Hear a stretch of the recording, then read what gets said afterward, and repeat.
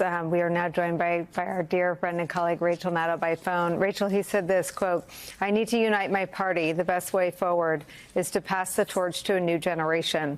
You know, in recent weeks, it's become clear to me that I need to unite my party in this critical endeavor. I believe my record as president, my leadership in the world, my vision for America's future all merit a second term. But nothing can come in the way of saving our democracy. That includes personal ambition.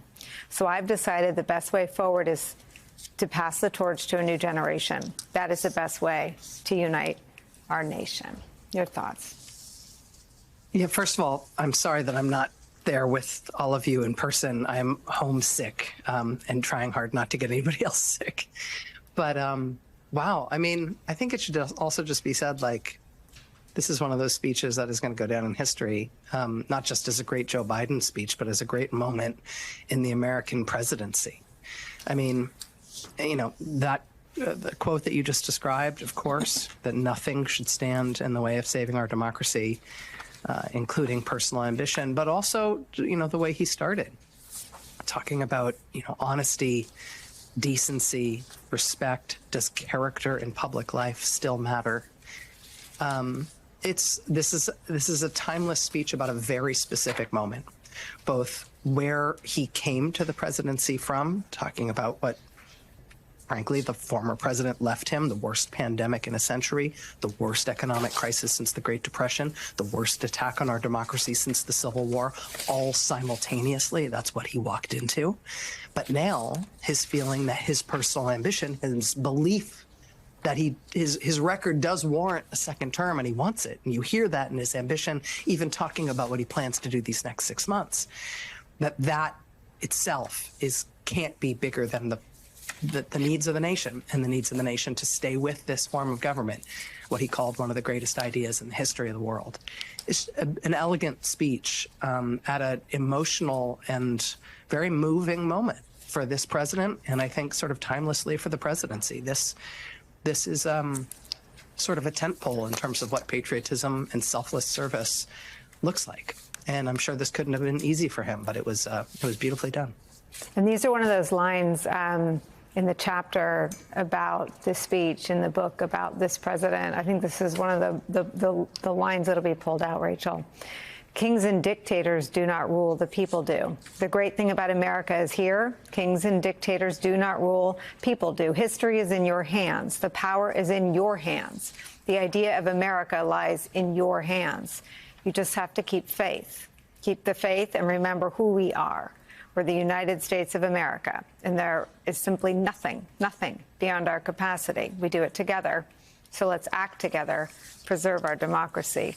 The president there, Rachel, sort of speaking right to one of the tools, as you know better than anyone, of the autocrat, to make people feel that they have no agency, to make people feel despair, that an end to democracy or an end to our norms is inevitable. The president there, I think, throwing down a marker for the American people, for the rest of us, to keep the republic. Yes, and you know, I think, Nicole, what he's also done here is he's positing a view of the presidency which is just directly opposite to the idea of authoritarianism, which is opposite to the idea of autocracy. How does he start the speech? He talks about being in the Oval Office, talking about the portraits of presidents past who surround him. And he says, "I revere this office, but I love this country more. I revere this office, but I love this country more." What the autocrat loves is the office. And then the country must be supplicant to the ruler, right? That the most important thing about a country is who's in charge, and everything else has to fall in line behind that ruler, or they're disloyal and they need to be seen as an enemy and cast out. Instead, Biden is saying here, the role of the presidency is to serve this idea of the nation. The role of a president is to make sure the country is protected, not for the country to serve the president. And that is, I mean, I think it's true. I think it's the basic idea of the presidency. It's why the president and the whole executive branch has co-equal branches in our government that are designed to keep the country on track if any one of those branches goes off the rails.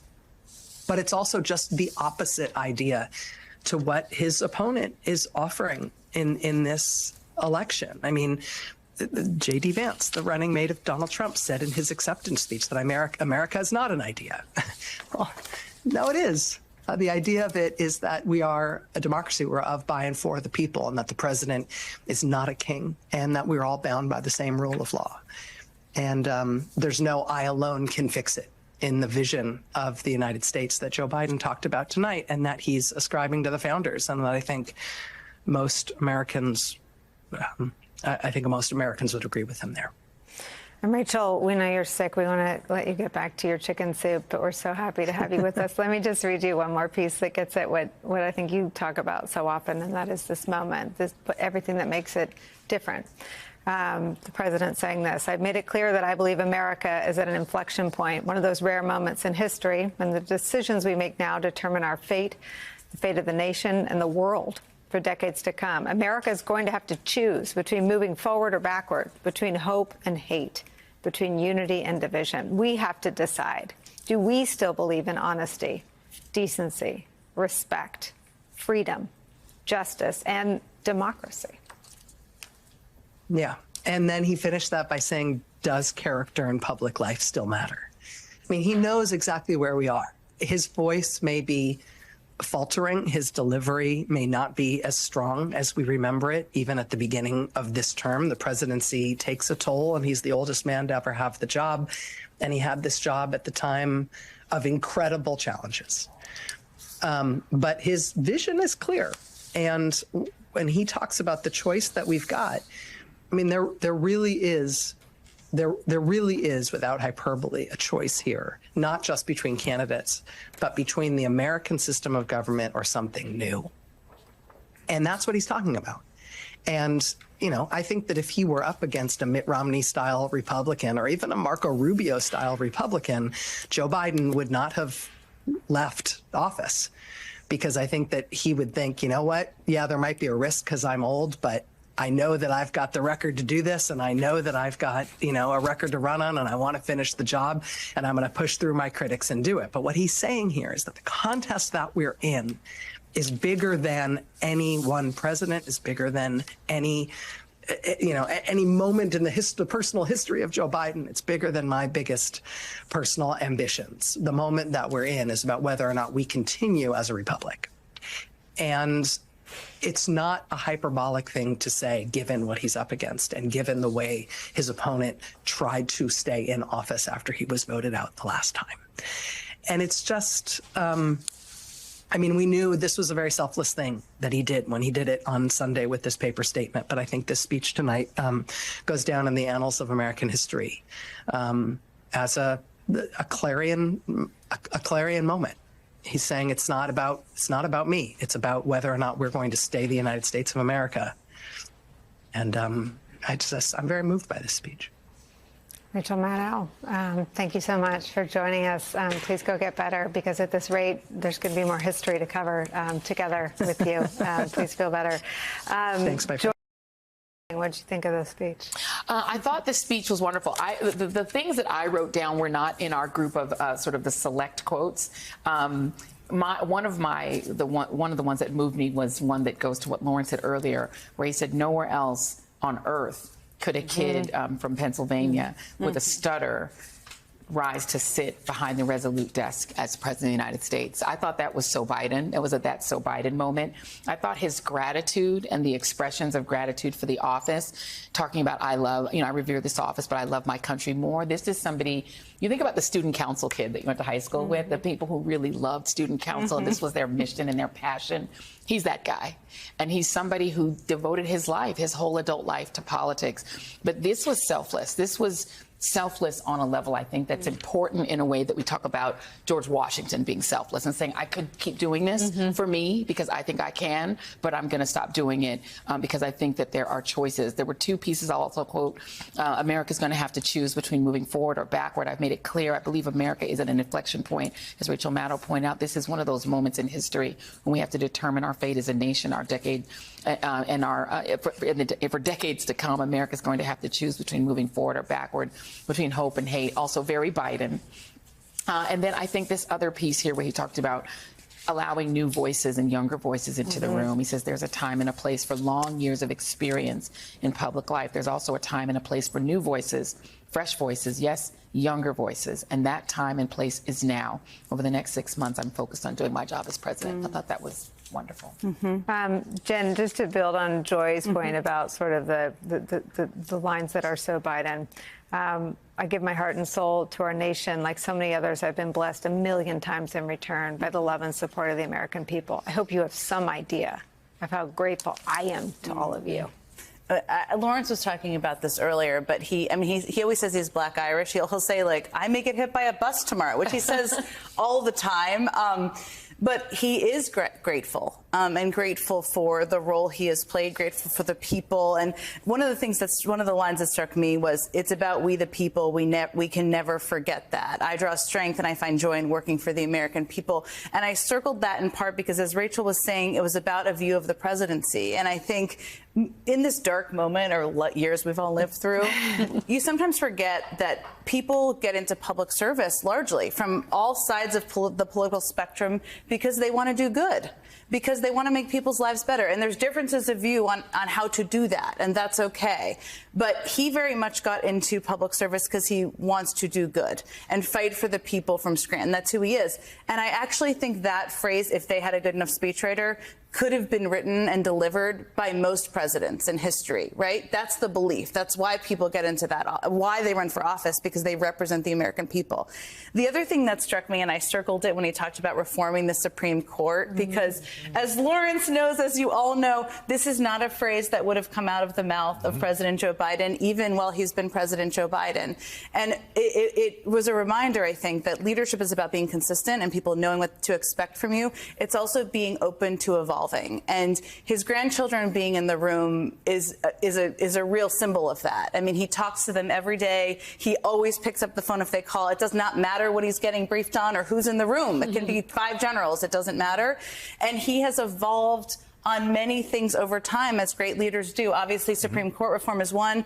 I remember when I was working for President Obama, when Vice President Joe Biden, and I was texting with Shayla Murray during this, she was his communications director at the time, when he did the interview, I think it was on Meet the Press, I can't remember, where he basically came out in support of gay marriage before President Obama came out publicly. And I texted her, I said, this seems to be going well. And she said, oh, well, you've not made it to the end. Not that it wasn't going well because of that position, but because he got out ahead of President Obama. And the point is, he has been consistent in who he's fighting for, but he has also shown the ability to evolve and evolve with the need to change based on a range of issues that have impacted and faced our country. I mean, it's interesting that Jen mentioned Supreme Court. The story broke in the Washington Post, I think on his last day on the campaign trail. I think it was last Wednesday, or Tuesday or Wednesday. Every day feels like 11, but that he was considering that he was going to throw his weight behind legislation to reform the Supreme Court, especially in the area of term limits and ethics reform. And to the degree that he had all of this poetry and all of this prose to remind us who we are as a country, he also has this forward-looking vision for a future where the Supreme Court isn't what it is today. Well, and I think the Supreme Court, as it currently stands, is part of what he sees as a threat to basic democracy in the country, right? I mean, this is someone who, in his career as the chair of the Senate Judiciary Committee in 1985, confirmed Antonin Scalia. Right? He believes in the institution. He said, you know, I may not agree with Scalia. I'm paraphrasing. I may not agree with Scalia's politics, but it's Reagan's choice to make, you know, to install him as Associate Justice. He has come a long way since then, right? The Supreme Court has also come a long way since then. And I think it's, you know, we talk about the twilight of this presidency. He speaks to a lot of different topics in this speech. He talks about Ukraine. He talks about Gaza. He talks about climate. But the Supreme Court is a very specific thing that he spends a little bit of time on. I will try and find the actual excerpt. I'm going to call for Supreme Court reform because this is critical to our democracy. The fact that he calls it out in this, you know, 13-minute speech, that's one of the last 2 big ones he's going to make, is an indicator that it's a real priority for this administration. And it'll be really interesting to see, because I think we talk about November. November, December, and January are critical moments for the survival of our democracy, and the Supreme Court could very well play a key role in that. And so if there is going to be any reform, time is of the essence. You know, when he dropped out of his first presidential campaign in 1988, one of the things he said, and I'm going to show this at 10 o'clock tonight, Ron Klain's going to join us at 10 o'clock tonight, and I think give us the long-term perspective we need on this. But one of the things he said is, when he dropped out of the presidential campaign, is he needed to get back to Washington to fight the direction Ronald Reagan was sending the Supreme Court. The Supreme Court was in his withdrawal speech then. And, you know, the Scalia vote, it's so interesting how that's evolved. The Scalia vote, I think, was close to unanimous, if not unanimous, in the Senate, right? Because the theory was the president gets the Supreme Court justices they want. Chuck Schumer, who was a Judiciary Committee member, made a big, thoughtful speech during the Bush presidency, 2005, somewhere around there, saying, you know, I think we might want to start to consider what these judges actually think. Like, maybe we should vote on that basis as opposed to just rubber stamping them to where we all are today. And Joe Biden moving to where we are today on Supreme Court reform is such an important endorsement for something that surely will end up being carried out by the Harris administration, because you're going to need more Democrats in the Senate to do it. You're going to need more political strength to do it. But for him to begin this crusade about the Supreme Court is very important, because the truth is, in part of Lindsey Graham's secret life, he respects Joe Biden as a United States Senator and his view of the Supreme Court and all of the principles that Joe Biden has historically applied to the Supreme Court. You mentioned you're going to have Ron Klain on. Ron Klain, I think of when I think about, you know, all the people that have so much riding on how this speech went, just as sort of the most expert person in that category. Lawrence, how did you feel about the speech personally? You know, it's a hard speech. It's a hard speech to watch. Those speeches for the end of a career. It's not. There have been many last hurrahs.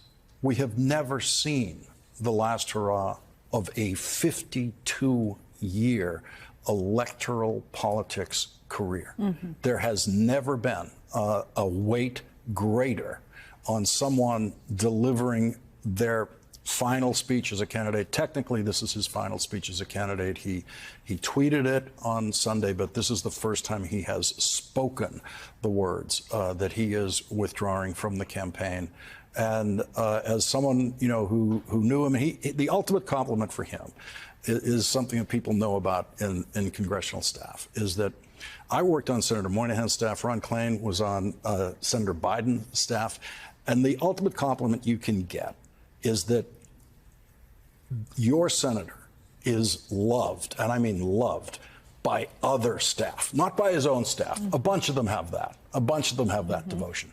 Joe Biden had much more devotion, respect, admiration, and love in those thousands of Senate staffers up there than just the ones who were working for him. Let me bring into our coverage our friend and colleague Stephanie Roll. Steph, what are you thinking now? You've had more time to probably read through it than we have. What leaps out at you? You know, it was an extraordinary speech, and it's a reminder that Joe Biden is both the president of the United States, but he's also the leader of the Democratic Party. So for the last few days, when we're hearing critics say, well, if he's dropping out of the race, how could he possibly be in any condition to be president of the United States? Those people are silenced tonight. He gave that speech as the commander-in-chief, and there's no one who watched that who thinks he can't possibly see out the rest of his term. But what he did was take a long look at this campaign and how important this next election is, and realized as the head of the party, he's not the best person to be in that fight against Donald Trump. And, you know, today there was a call with 44 big sort of classic Democratic donors, like Wall Street executives, business people, people from sports and entertainment.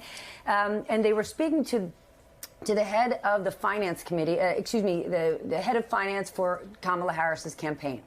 And I spoke to a number of people after the call, and no one was saying, we're so glad that we pushed President Biden out. Every person I spoke to said, we stand with all of his policies. He has been an extraordinary president. But one of the things they're so excited about and energized, they have somebody in this fight who Joe Biden is going to pass the torch to, who they think can really win. So I just want to make that point because there's so much anger out there, these donors and influencers who push Joe Biden to step aside. I spoke to so many tonight who are so grateful for everything he's done, who believe in his policies and are excited to see what Kamala Harris is going to do next. Joining us now by phone is White House Press Secretary Karine Jean-Pierre, who was in the Oval Office during the president's speech tonight. Karine, thank you very much for joining us tonight. Lawrence, thank you so much for having me. Thank you. To be in the Oval Office is always an honor. It always feels historic to us who have been there so few times. To you, I don't know if you've gotten used to it yet, but for me, when I was working in Washington, it always felt like I was walking into history no matter what the subject was. But tonight, Karine, you were in that room for a moment that is going to be in history books for hundreds of years, a moment that is going to be read about. You were in the room for that. What did it feel like? What was your personal experience in that room, including with everything you've personally been through at the White House leading up to this hour tonight? Well, Lawrence, thank you so much for this opportunity. And you're correct. It's always an honor, and I'm always in awe. Every time I walk into the West Wing lobby, every time I'm in my office in the West Wing, it's always I'm always in awe. It's a privilege. It's an honor. And it's never lost on me how historic it is just to be the White House press secretary, just to be speaking on behalf of the President of the United States. Look, tonight, what the country witnessed, what I witnessed, what we all witnessed was historic. It is historic. We're talking about a man, as he has always done, put country first, right? Joe Biden, as the world saw tonight, understands the job he holds and the office he sat in tonight is bigger than one man, bigger than one person. And two quotes, if you don't mind, if I would love to share, and I know you've been, I was watching the opening of your show, but he said, "The great thing about America is here. Kings and dictators do not rule. The people do. History is in your hands. The power is in your hands. The idea of America lies in your hands." This is a president who understands, as he said tonight, the defense of democracy is more important than any title. And what we saw this weekend, this past Sunday, was selfless act, something very few politicians would ever do. I can't even name of another politician who would do that. So it was an incredibly powerful speech. He was surrounded by his family and his top aides. I was there, as you just mentioned in the intro. It was a moment I will never, ever, ever forget. And I could not be more prouder to have worked for this man. And I want to be crystal clear here. President Biden will go down in history as one of our greatest presidents, period, full stop. Were there tears in that room as the president spoke? It was emotional. It was emotional. I was emotional. I think we all, I don't think anyone after those remarks, that Oval address, didn't feel the emotion of someone who has served this country 50 plus years, as he said in his statement, who has given his heart and soul. You felt it in the room even more so. You felt his heart and soul. You felt what this country means to him. And it was a beautiful moment, an emotional moment, but a historic moment. And, at the end, we applauded him. He got, love from us in the room. He got love from his team. Afterwards, he was able to go to the Rose Garden. Hundreds of us, of the staff, got gathered together.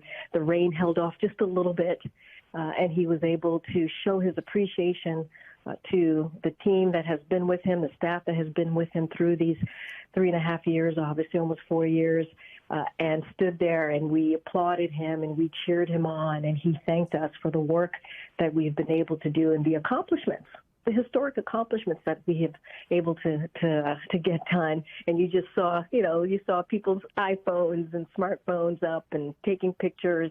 And it was a moment that we all needed. We could not be prouder of his leadership. We could not be prouder of what he's done, not just not just on Sunday, but certainly the last almost 4 years.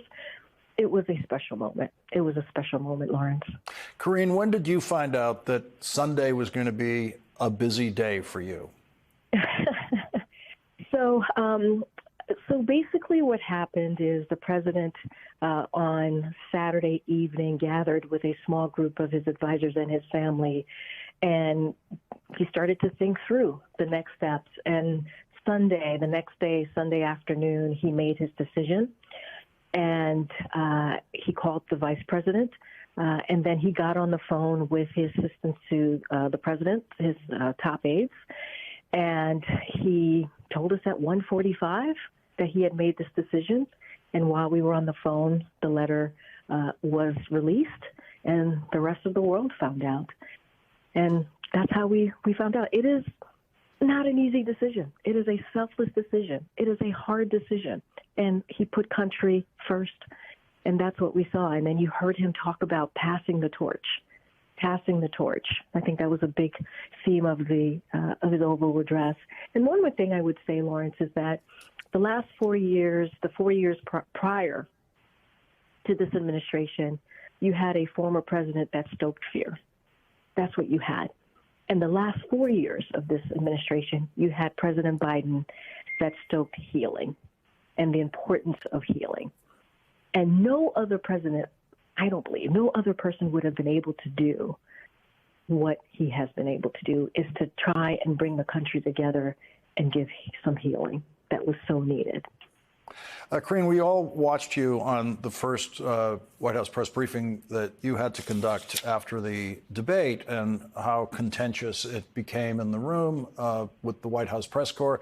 Obviously, a very, very difficult period for you. I can't think of a more difficult challenge that a White House press secretary has ever faced in the White House. As you moved through it and got to this past weekend, what was it like for you personally in that moment when you understood the president had made this decision to stop campaigning? What did you personally feel at that moment when you got that word? Well, emotional, obviously, but some pride, a lot of pride, because it was certainly a moment where, again, I realized who I'm working for. Someone who is a great man, someone who understands what it means to be selfless, someone who understands. I mean, when you take these jobs, and you've been a public servant, Lawrence, you know how this is. And for me, when I take a job like this, you believe in the person that you're working for, right? You believe in the platform. You believe we're going to make change. You believe we're going to make people's lives better. And that's why I took this job. And we've been able to show that over and over and over by really putting forth an unprecedented record. So when I heard the news on Sunday, when I heard him talking to all of us on that call on Sunday, I thought to myself, yeah, this is the man that I signed up for. This is it. This is the man that I signed up to work for, right? This is what, you give up a lot of your life to be a public servant and to do everything that you can on behalf of the president that you work for, and also on behalf of the American people. And so I felt emotional, but a lot of pride in the work that we have done, and the person that I know to be our leader, right? His leadership certainly is something that we trust. It was a hard day for many of us. It doesn't even matter how you found out. It was a difficult day. But now we're in a place where, the president said, there's a lot at stake here. Our democracy is at stake. Our freedoms is at stake. And we have to do everything that we can to protect that. And that is why the president ran in 2020. That's what he's done the last 3.5 years. And now he's passing the torch and wants to make sure that continues. White House Press Secretary Karine Jean-Pierre, I cannot thank you enough for joining us on this historic night. And I know I speak for the audience and their gratitude hearing from you tonight. Thank you very much for joining us. Thank you, Lawrence. Thank you, Lawrence. I appreciate you so much, Lawrence. Thank you. Thank you. Thank you very much.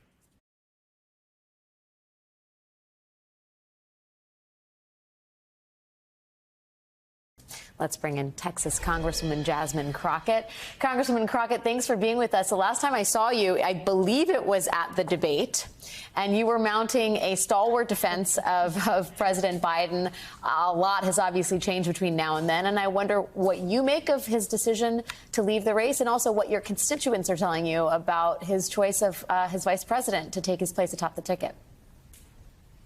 Yeah, absolutely. So first of all, the love that you just displayed between the two of them, I just feel like I'm in the middle of that love session as well. I love both of them so very much and believe in all the work that they have done together.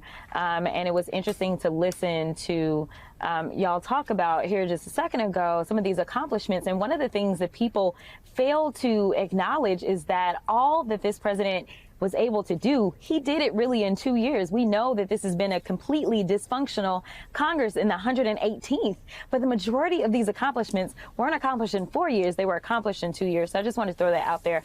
I must say that my constituency stands very strongly with the vice president. Overwhelmingly, the delegates from Texas 30 said, yes, we are all in for the vice president. But they also were calling me, and as I was standing strong with the president, they were thanking me for doing that. So it's a really emotional time on the Hill, if I'm being perfectly honest. There's definitely all these different feelings, right? On one side, some of us definitely feel a lot of sadness, but on the other side, we feel a lot of hope. Hopeful has been the word of the week. And so we are so excited to support the candidacy of our vice president to become the next president of the United States. When you talk about the emotions in Congress, I wonder what you make of the Republican response. I mean, House Republicans, conservatives have been calling the vice president of the United States, quote, an unqualified DEI hire. I know you have thoughts about this. I absolutely do.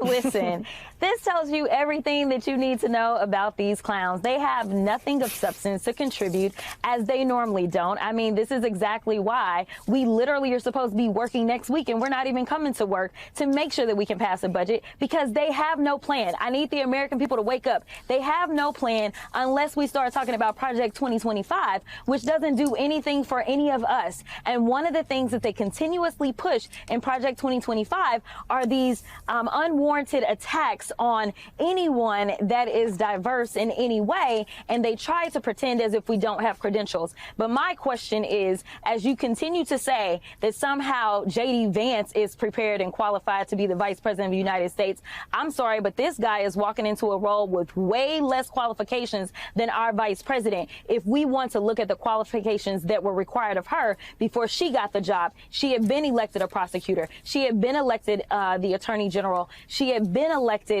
to the U.S. Senate before she was ever the vice president. J.D. Vance has been in the Senate for not even 2 years. So what I don't want to hear from that side is about a DEI hire, because what I can tell you for sure is that this is them talking about the fact that they literally just cannot measure up to my vice president and soon to be their president of the United States. I knew you would have something to say. Texas Congresswoman Jasmine Crockett, it is great to hear from you. Thanks for sharing some time with us this evening. Lawrence, She's so cool. Yes, okay. and the feelings are big on this one, right? I mean, the dog whistles aren't even dog whistles at this point. Lawrence, I just think it is, first of all, DEI is cover for this is a person of color. We want to talk about race without saying the word racism.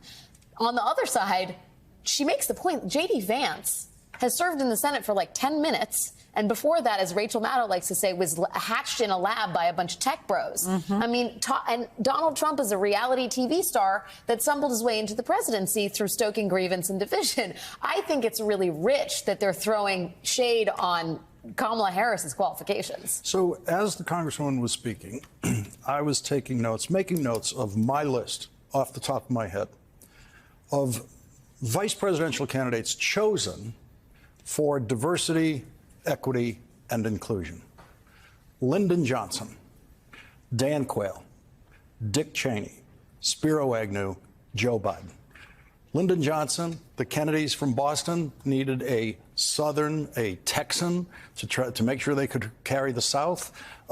He needed someone older than JFK, then the youngest presidential candidate in history.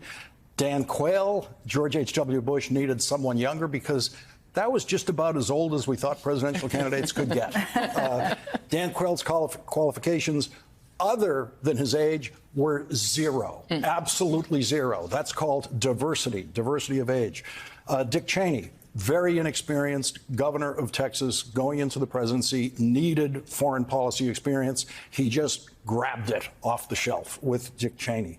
Diversity of experience. Spiro Agnew. Richard Nixon was so thrilled that Spiro Agnew was what Richard Nixon called ethnic. He wanted that diversity. The California white Republican wanted that diversity, he thought, geographic. Spiro Agnew's from Maryland.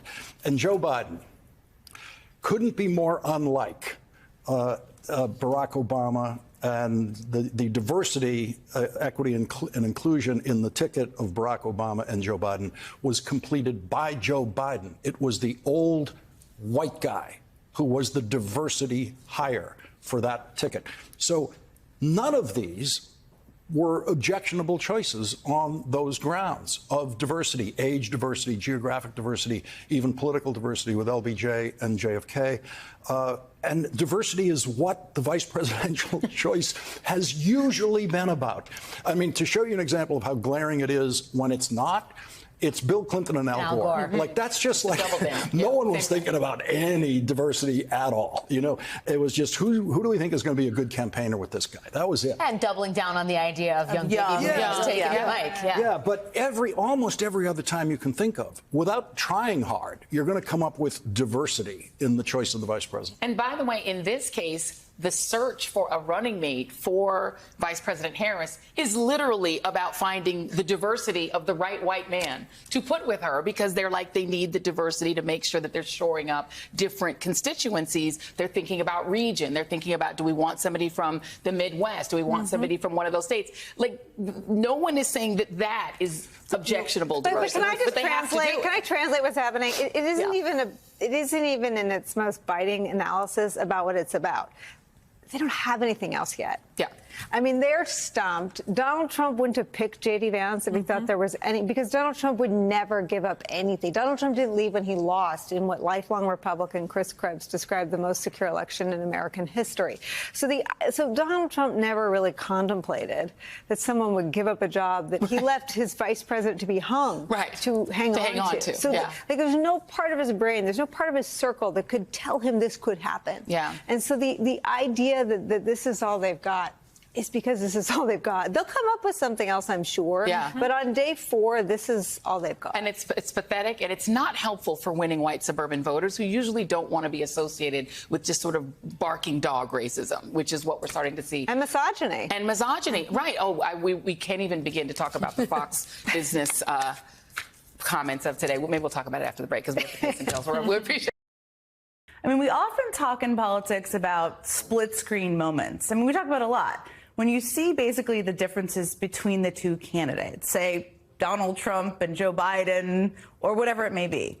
Well, today feels more like a triple screen. You can see it right there on your screen. Vice President Kamala Harris was in Indiana speaking to supporters today. President Biden is about to address the nation from the Oval Office in about 2 hours. And Donald Trump is about to hold his first rally since Biden quit the race. All of that is happening today. So, yeah, it's fair to say there's a lot going on, which is kind of an evergreen statement these days. We're hoping to get some excerpts from Biden's address, and if we do, we will bring those to you as soon as we have them. But as we're waiting for that, let's talk about what's happened over the last couple of days and what's happening moving forward. With just over 100 days until Election Day, Harris is running a very compressed campaign. Today in Indianapolis, she spoke before a historically black sorority where she went straight at the choice in this election. Ours is a fight for the future. And ours is a fight for freedom. Across our nation, we are witnessing a full-on assault on hard-fought, hard-won freedoms and rights. The freedom to vote, the freedom to be safe from gun violence, the freedom to live without fear of bigotry and hate, the freedom to love who you love openly and with pride. These extremists want to take us back, but we are not going back. We are not going back. We are not going back. I mean, she's only been on the trail for 2 days. She's hitting the ground running, I think it's fair to say. And I'm going to talk to a reporter traveling with Harris in just a few minutes. It's pretty clear this new 2024 race, just 4 days old again now, is in full swing already. Harris is the de facto Democratic nominee for president. She's currently in the process of vetting vice presidential candidates, and the DNC has given her a deadline of 2 weeks from today to make her a choice to ensure her ticket is on every state ballot, given those deadlines are coming up in just a couple of weeks. And as we look to the road ahead, it's important to understand that every candidate has a slightly different coalition. That's okay. Biden couldn't recreate the exact Obama coalition, and Harris's coalition isn't going to look exactly like Biden's from 2020. You know why? Her superpowers are different. Her challenges are going to be different, too. It's all about getting to 270 electoral votes. And today, the Harris campaign put out a memo on her path to victory and what it would look like. The memo makes a strong case about her ability to hold on to the key parts of the Biden-Harris coalition. With black voters, it says the vice president has a 44-point advantage compared with Trump. She also runs 21 points better than Trump with women and 25 points better with young voters. It also says that Team Harris, they think that they can expand the map beyond that. The memo says, quote, drawing the support of voters who have moved towards Democrats since the 2020 election. In many cases, these voters did not vote for the Biden-Harris ticket in 2020, but came out in support of Democrats in 2022, as Donald Trump's Republican Party grew more and more extreme. And adding, quote, about 7% of voters remain undecided in this race, and these voters are disproportionately black, Latino, and under 30, all groups that favor Harris, according to the memo. And expanding that coalition will be aided in part by her strength in talking about the Democratic bread and butter issue, women's rights. Harris is a very effective communicator on a lot of things, but on this particular issue, she makes it personal. She's able to draw a sharp contrast between Democrats and Republicans on reproductive freedom, and she keeps on doing it on the trail. You know, when he was president, Donald Trump, former president, handpicked 3 members of the United States Supreme Court, because he intended for them to overturn Roe v. Wade. The United States Supreme Court, previously the court of Thurgood and RBG. And as he intended, they did. Well, let me tell you something. When I am president of the United States, and when Congress passes a law to restore those freedoms, I will sign it into law.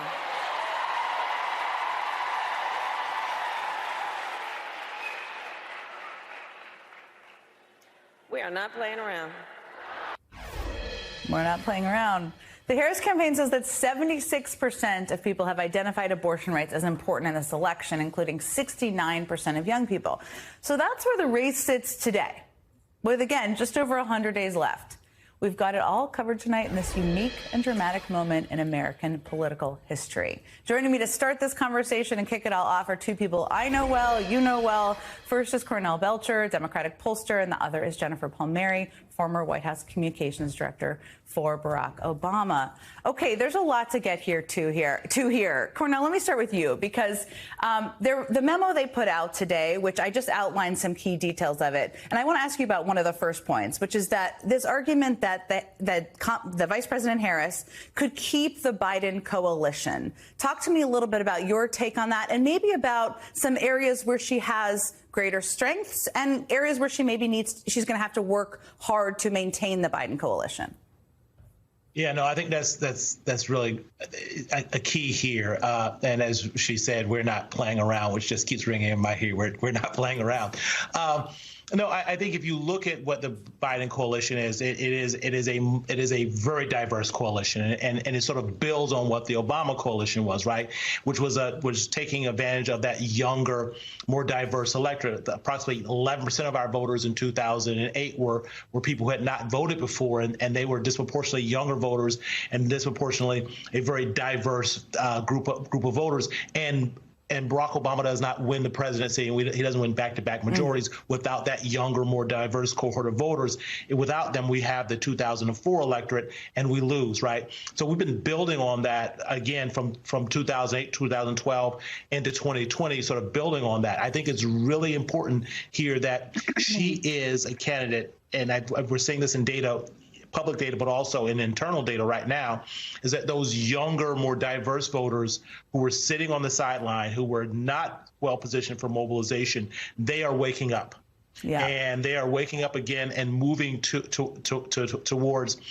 Vice President Harris in a way that I quite frankly have not seen them this energized. Like, they were energized in 2020, primarily because in opposition to Donald Trump. Right. But they had not been energized around, unfortunately, President Biden. So I think this is the opportunity sort of to bring in more of that younger, more diverse cohort. And where are we growing more diverse and younger, Jen? In the battleground states, right? When you look at Georgia, when you look at Arizona, when you look at even North Carolina, which we talked about last night, right? It's growing diverse, and you have a younger cohort of voters and a better educated cohort of voters, making those places more competitive for Democrats. No question. And that's such an interesting piece, because a good percentage of this 7% of undecided voters is under 30, is more diverse, and that is an area they're making their argument. But you see this in polls, to your point, Cornell, that she is really appealing. Now, I want to talk, Paul Mary, with you about, look, everybody has a different coalition. Everybody has different superpowers. Nothing's a negative here. But there are areas where Joe Biden had one of his superpowers is appeal to older white voters. It doesn't mean she won't appeal to that group. She certainly can. But I wanted to ask you about how she should approach kind of keeping a hold of those voters, people who are key to the Biden coalition. Well, I think that's also what they were talking about in the memo, where they talked about voters that turned out in 2022 that voted in midterms, that gave Democrats a huge win in the midterms, and how they wanting to get those back. And I think that, I saw our friend Sarah Longwell on in the last hour. Sarah is a former Republican. Sarah's built most of her career electing Republicans. And she said, 4 years ago, did I think I'd be supporting Kamala Harris? No. Am I psyched to do it now? Absolutely. And I think that that's just, they're just, you never know until the moment that something like this happens, how people are going to react. And, particularly also since I'm a veteran of Hillary Clinton's campaign and, wrote a book about that experience and advice coming off of that, but also just understanding better how electorates relate to female candidates. And I have to say, a 100-day race is kind of an ideal circumstance for electing a female candidate, in that when it's happened in other countries, it usually happens in a parliamentary system. It's very British of us. Primaries. It's very British. It's very Australian. Julia Gillard, the first Prime Minister of Australia. It is, part of the reason why I think it has been difficult structurally for women to be elected is that primaries are pretty bruising. They take a long time. It's hard for women to stand out in them. That's kind of the 2022 experience. We had 6 great women running, but none of them won a state. Or it's a very bruising process. And a woman in particular, because there's still a lot of, unconscious gender bias, certainly a lot of unconscious race and gender bias, both that the vice president has battled her whole career. And that comes, the candidate can come with a lot of baggage at the end of the process, right? And that's really what happened with Hillary. And so I think that this is a situation where she is presented to the American public as the consensus winner.